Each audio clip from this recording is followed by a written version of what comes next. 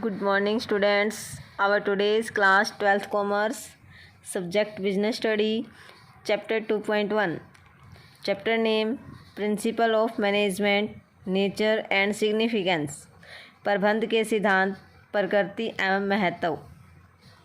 Management क्या है, इसकी क्या इम्पोर्टेंस है, ये क्यों ज़रूरी है, ये सब कुछ हम फर्स्ट चैप्टर में पढ़ चुके हैं. आज हम जानेंगे प्रिंसिपल ऑफ मैनेजमेंट, प्रबंध के सिद्धांत.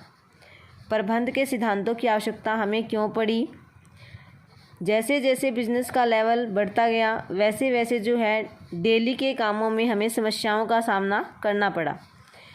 इन समस्याओं के समाधान के लिए टाइम के अकॉर्डिंग मैनेजमेंट से रिलेटेड प्रिंसिपल्स बनाए गए.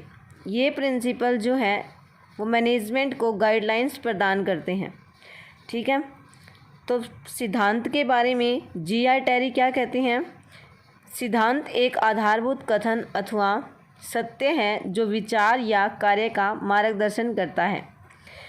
जी.आर. टेरी के अकॉर्डिंग प्रिंसिपल क्या होते हैं. प्रिंसिपल एक फंडामेंटल स्टेटमेंट है जो क्या करते हैं, विचार या कार्य के लिए हमें गाइडलाइन प्रदान करते हैं, यानी कि हमारा मार्गदर्शन करते हैं.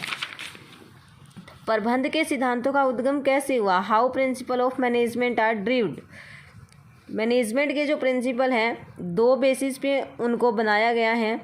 सबसे पहला होता है on the basis of observation और सेकंड होता है on the basis of experimental studies.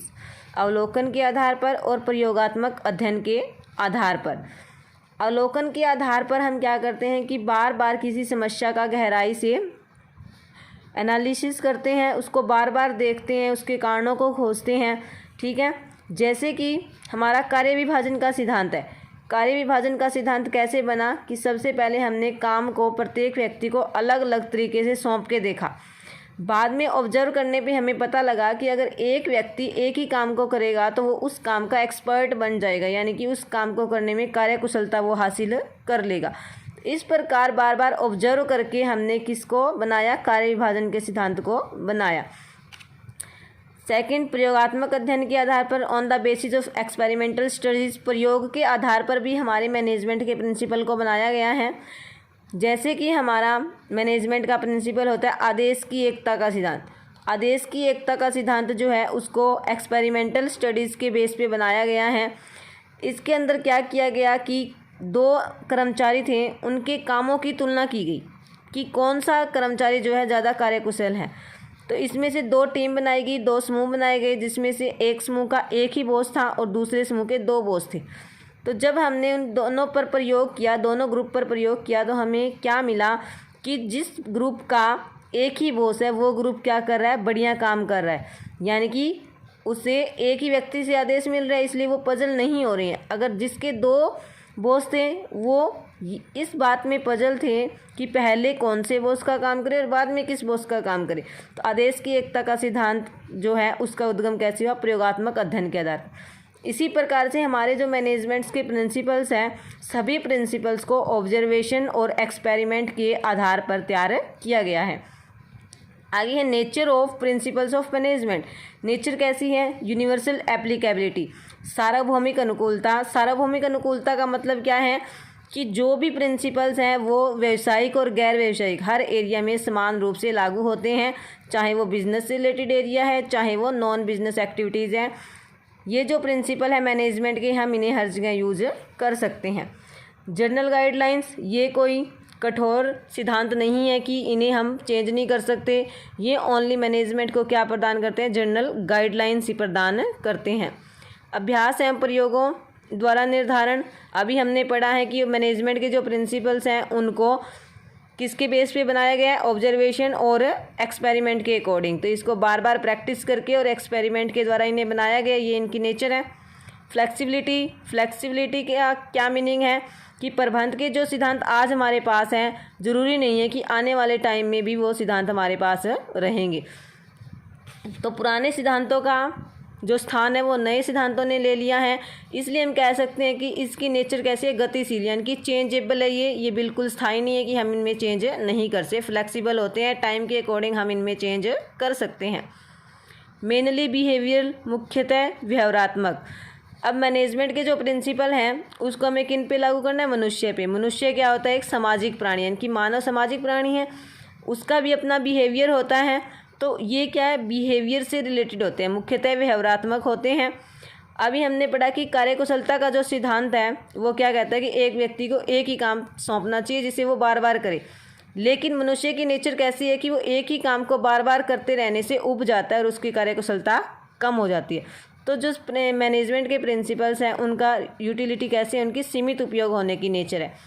कारण व परिणाम संबंध, मैनेजमेंट के प्रिंसिपल्स हमें बताते हैं कि किस कारण और परिणाम में क्या संबंध है।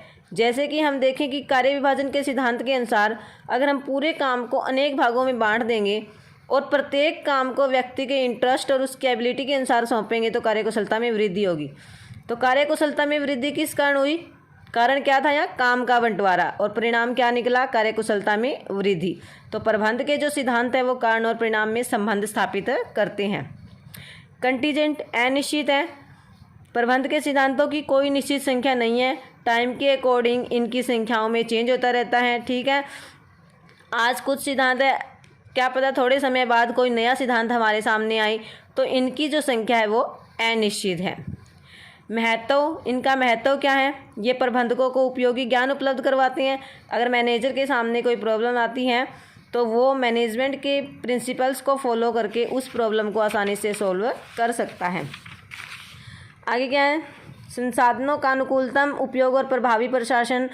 अगर मैनेजर को सभी प्रिंसिपल्स की नॉलेज है तो वो ऑर्गेनाइजेशन में उपलब्ध सभी संसाधनों का अच्छे से प्रयोग कर सकता है और अपना प्रशासन जो है अच्छे से चला सकता है। साइंटिफिक डिसीजन, वैज्ञानिक निर्णय। मैनेजमेंट के प्रिंसिपल का अगर मैनेजर को ज्ञान है तो वो क्या करेगा? जितने भी निर्णय लेगा वो साइंटिफिक होगा। अगर हमें प्रिंसिपल्स की नॉलेज नहीं है तो हम क्या करेंगे? ट्रायल एंड एरर मेथड को अपनाएंगे। एक बार यूज़ करके देखेंगे, अगर कोई गलती है फिर दोबारा उसको यूज़ करेंगे। लेकिन अगर हमें पूरी नॉलेज है प्रिंसिपल्स की तो हमारे डिसीजन कैसे होंगे? साइंटिफिक। बदलते वातावरण की आवश्यकताएं पूरी करना। आज के टाइम में कोई भी व्यवसाय कब तक सर्वाइवल कर सकता है? जब वो वातावरण में जो चेंज हो रहे हैं उनके अकॉर्डिंग खुद को चेंज करता है। ठीक है, तो चेंज हम कब कर सकते हैं? जब हमें प्रिंसिपल्स की नॉलेज होगी। जैसे कि निर्देश की एकता का सिद्धांत हमें क्या बताता है कि एक जैसी क्रियाएं जो है एक ही प्रबंधक के निर्देशन में संपन्न होनी चाहिए। अगर वो एक ही प्रबंधक के निर्देशन में संपन्न होगी तो उन क्रियाओं में जितने भी टाइम के अकॉर्डिंग चेंज हो रहे हैं प्रबंधक जो है उनको आसानी से अपने माइंड में रख पाएगा, उनकी जानकारी रख पाएगा। तो बदलते वातावरण की आवश्यकताएं भी पूरी हो सकती हैं। सामाजिक उत्तरदायित्व पूरी करना। सामाजिक उत्तरदायित्व किसके प्रति होता है बिजनेस का? स्वामी के प्रति, कर्मचारियों के प्रति, समाज के प्रति। तो जो हमारा फेयर रेम्युनरेशन का सिद्धांत है वो क्या कहता है कि कर्मचारियों को उचित पारिश्रमिक दिया जाना चाहिए।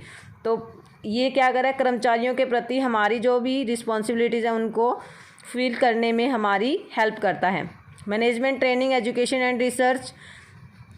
मैनेजमेंट के जितने भी प्रिंसिपल्स हैं वो क्या करते हैं? मैनेजर्स को ट्रेनिंग प्रदान करते हैं कि बार बार किसी समस्या से हमें किस प्रकार से निपटना है।